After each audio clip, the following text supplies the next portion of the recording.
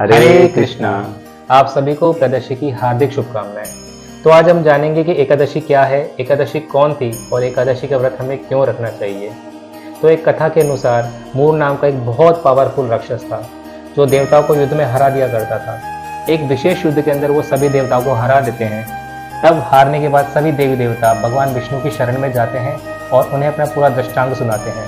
भगवान विष्णु उन्हें आश्वासन देते हैं कि वो बहुत जल्द उनका वध का इंतजाम कर देंगे। तब भगवान विष्णु मूर नाम के राक्षस से युद्ध करने के लिए जाते हैं। कुछ समय युद्ध होने के बाद मूर नाम का राक्षस यह देखता है कि भगवान विष्णु उस पर हावी हो रहे हैं, तो वह रण छोड़कर भागने लगता है।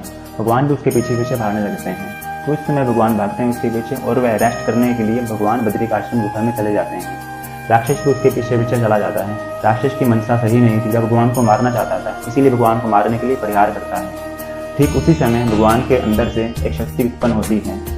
वह शक्ति जो है उस राक्षस पे प्रहार करती है, वह हुंकारती है। हुंकार सुनते ही वो राक्षस जो है वहीं भस्म हो जाता है। फिर कुछ समय बाद भगवान की निद्रा जब खुलती है, वह देवी को सामने देखता है। वह देवी जो है अपना परिचय देती है, यह नाथ, मैं आपके शरीर से उत्पन्न हुई हूँ और मैंने इस राक्षस का वध कर दिया है। तो भगवान खुश होकर उनमें बोलते हैं, हे देवी वरदान मांगो। देवी वरदान मांगती है कि हे नाथ, मुझे तीर्थों में वास दो, मुझे तीर्थों में निवास दो, ताकि जो भक्तगण वहाँ पे आएँ मैं उनका जो भक्ति भजन जो है बढ़ा सकूँ, उनके पाप जो है शून्य कर दूँ। तो भगवान खुश होकर उन्हें वरदान देते हैं। क्योंकि वह महीने का 11वां दिन था, इसीलिए भगवान उनका नाम एकादशी रखते हैं और उनको बताते हैं कि इस दिन जो व्रत रखेगा वो परम पुण्य प्राप्त करेगा और मेरे धाम में निवास करेगा। एक अन्य कथा पद्म पुराण के अनुसार भगवान ने जब सृष्टि की संरचना करी, उन समय कुछ पापों की रचना भी हुई। पाप पुरुष ये देखकर बड़ा आश्चर्यचकित हुआ कि पापी से पापी पुरुष भी एकादशी व्रत का पालन करके वैकुंठ की ओर प्रस्थान कर रहा है और नरक लोक खाली हो रहा है। वह भगवान विष्णु की शरण में जाते हैं और उन्हें अपना दृष्टांत सुनाते हैं। वह उन्हें कहते हैं, जिस प्रकार आपके लिए अंधेरा है उसी प्रकार आपके लिए उजाला भी है, जिस प्रकार आपके लिए पाप है उसी प्रकार आपके लिए पुण्य भी है। तो हे भगवान, हे नाथ, मैं भी आपकी संरचना ही हूँ। जिस प्रकार आपने पुण्य को जगह दी उसी तरह आप पाप को भी जगह दीजिए।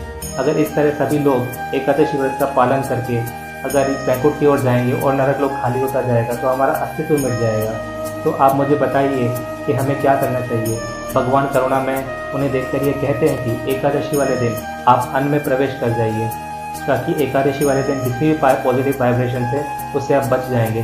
तब सभी पाप बहुत खुश हो जाते हैं। इसीलिए कहा जाता है कि एकादशी वाले दिन अन्न ग्रहण नहीं करना चाहिए, क्योंकि ना चाहते हुए भी हम उस पाप के अधिकारी बन जाते हैं जो पाप हमने किए ही नहीं है।